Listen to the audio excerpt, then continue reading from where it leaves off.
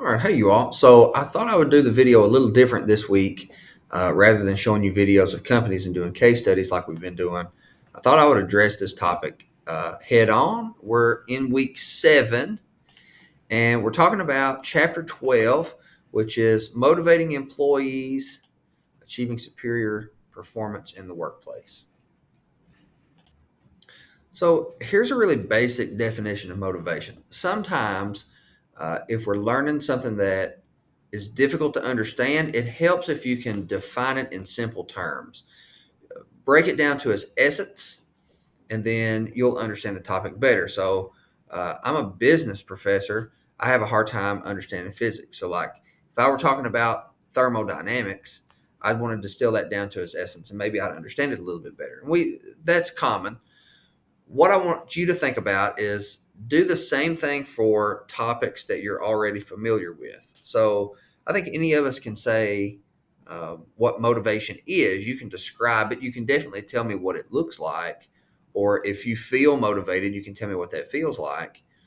But if we try to define it, it helps if we break it down to the basics. So this is a really basic definition. And the reason for doing this is to help us understand it better. So, motivation is a psychological process that direct goal-oriented behavior. All right, so from this, we can understand that motivation is a psychological process. It's not manipulation. Okay, it's not making someone do something that they don't want to do. Okay, it's psychological in that we're motivating them to also want to do whatever it is that we want them to do. In other words, we want to get them on the same page so they understand the importance of performing a task or a job duty, whatever the case may be. It's also goal oriented. It's not just I want you to do this because it makes my life easier. I want you to do this. I want you to be motivated to achieve a goal. And this could be a goal that we set just today. Like, if we're in a manufacturing facility and our goal is to produce a certain number of product, that could be a goal. It could be a long-term goal, right? So you can motivate them based on a short-term goal or a long-term goal. It has to be goal-oriented, however. So, why is this important? Well, it's important for a lot of reasons, but for managers, we can't conduct business if we can't attract, retain, and engage employees. Okay, so the company has strategic goals. If you're an entrepreneur, you have strategic goals. At the top of the list should be generating a profit, because if we don't make a profit, we can't do business. In order to do that, in order to achieve our goals, to work toward our mission and vision, in order to generate a profit, we have to have people on staff. That's the role of management. That's why we've been talking about this for the last 6 weeks, now in week 7. We have to attract good talent. We have to retain that talent. We have to engage them in order to work toward those goals. So let's talk about some major perspectives on motivation, because we can learn about this all day. If we can't apply what we learn, it doesn't do us much good.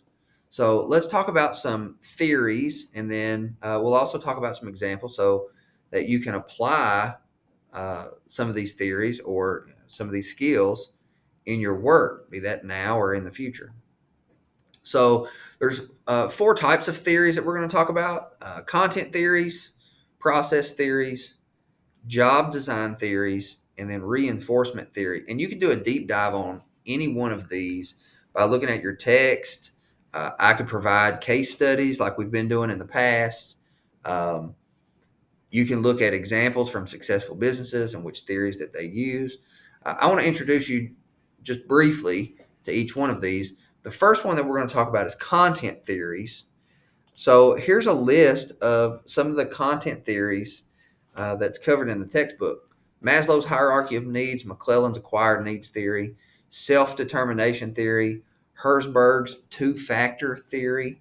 So what I want to point out is that these are just a few content theories. There are more out there and more being developed all the time.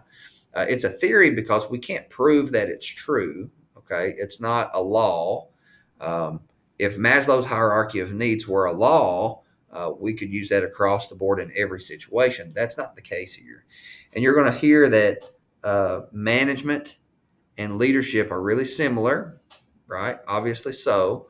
But you'll hear leadership talked about like an art form, okay? And the reason is we can't apply any one of these theories to every situation. It's not going to work every time. Let's talk about Maslow's hierarchy of needs. I think this is a really interesting one. So, Maslow's hierarchy of needs, a good way to think about this is like a pyramid. Okay, so there's different levels of needs. Sometimes you'll hear this talked about like if somebody is hungry, they're not going to come to work, right? So that's a physiological need.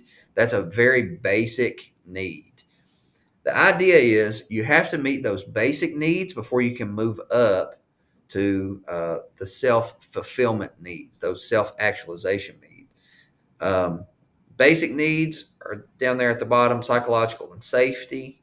We have to feel like we're safe in order to work too. Then those are psychological needs, love and belonging, esteem, and then the self fulfillment at the top. So, examples: how can you motivate people based on their needs? Well, so like psychological needs, you want to ensure that your employees have a comfortable work environment, that they get enough breaks.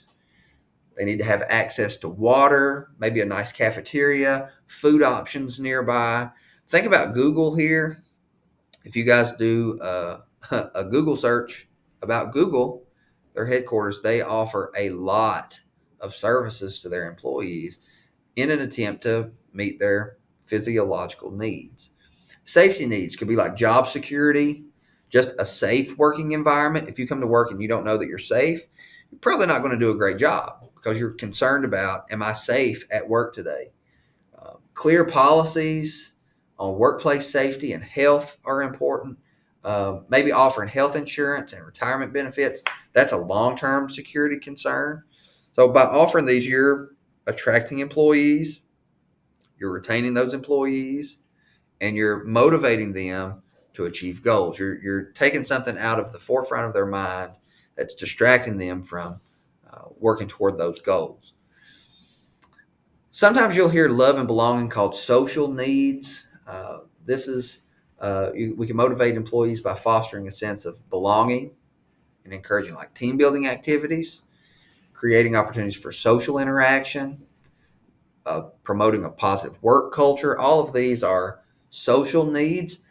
Uh, to motivate somebody using esteem needs, you could recognize and appreciate their contributions, give them regular feedback, maybe awards or public acknowledgement, provide opportunities for skill development, increased responsibilities, anything to make them think to themselves, I enjoy what I'm doing and I'm appreciated.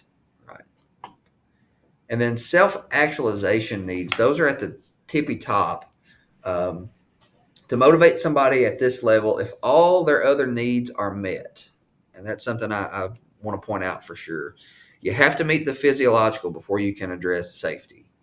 And you have to address safety before social.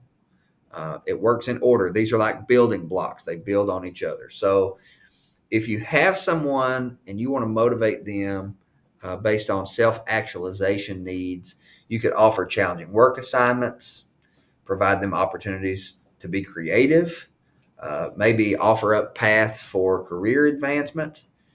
You can encourage the employee to pursue personal growth and provide resources for continuous learning. So, all of these are ways that you can motivate members of your team and be an effective manager. Now we'll talk about process theories. So here are some examples of process theories: equity, justice theory, expectancy theory, goal setting theory. There's a theory just for setting goals, motivate people by setting goals for them. Um, but we're not thinking about goal setting in the same way as the self actualization needs from Maslow's hierarchy. Here we're talking about process theories. So it's setting goals to accomplish a process. Equity justice is a common one. You'll hear people talk about this one a lot, often in terms of what's fair, right? Like I'm going to do a fair day's work for a fair day's pay. What's motivating us is the process. I come to work, I know what I need to do, I do my job, I go home. Nothing else is going to motivate me. I just want to come to work. I don't want to do any more than anybody else because that's fair. I want to give you the amount of work required to earn my pay. I'm going to go home. That could motivate an employee, right? Depends on the employee. And that's something that we'll learn more about as we continue on. Job design approaches, these are a little different than theories. These are more like approaches to my mind. Um, you can learn about these if you study history of management, which we talked about in the earlier module. I provided some historical videos, I think. Scientific management, job enlargement or enrichment, job characteristics model, relational job design. So let's just look at relational job design. This means that I'm looking at your job description, what you do in relation to what the people do on the left of you and the right of you, right? We want your job to fit in to the whole process. And you may be motivated by understanding that you fit into the larger puzzle. Scientific management, that goes way back. And a lot of these, scientific management in particular, don't really foster a great work environment, a great company culture. It's sort of like black and white, right? Like you see a stark difference between what we're talking about in these job design approaches and what we just talked about in the process theories and Maslow's hierarchy of needs. Maslow's, we're trying to make sure that you feel fulfilled at work, that you're doing a good job. That's what motivates most employees now. Historically, that's not the case. And so, if you think about a lot of these, what works and what has worked in the past is not the touchy feely kind of stuff like Maslow's, but the process theories and the job design approaches. There's also reinforcement theory. This is a good blend of the two uh, workplace cultures. So, just positive reinforcement goes a long way. And Maslow's talked about that. Like if we want to motivate somebody by giving them feedback on a regular basis, hey, you're doing a great job, that kind of thing. That's definitely positive reinforcement. But also negative reinforcement. If you have an employee that's consistently not performing, maybe negative reinforcement. Hey, look, if you don't improve your performance, we're not going to offer you any overtime. You're not going to make any extra pay. Or, um, this thing that you really enjoy doing at work, this one task that you really enjoy, I'm going to give it to somebody else because you're not performing your critical duties effectively or efficiently. That's negative reinforcement. Extinction just means, hey, get your act together or you're out of here. You're fired. And then punishment, usually when we say punishment, we're talking about like a garnishment of wages, like, um, we're going to cut your hours or that kind of thing because you're not performing the way that we need you to perform. And then last, the textbook talks about rewards and motivation, which tie in um, with the last topic. This includes monetary compensation and then non-monetary incentives. So this is a little different than the punishment thing that we talked about before. Um, Monetary compensation means that we're going to compensate you for doing a really, really good job. So it's a reward. Think of it that way. Non-monetary incentives could be anything that doesn't have like extra pay attached to it. Maybe it's time off. Maybe it's a trip, like a vacation. Um, Maybe we're going to recognize you or send you to a conference, something like that, something that doesn't necessarily have like money attached to it and that the money's going into your paycheck. It's slightly different here. So what I want to point out as we wrap up this video is that there's no one theory to motivate employees. There's no silver bullet that's going to motivate your employees every time. Instead, managers have to use the approach that works.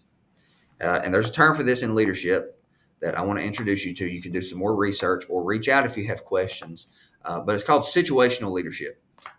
So a lot of great resources out there about situational leadership, but hopefully this helps you understand that managers and leaders can attract, retain, and motivate employees to be more efficient and effective.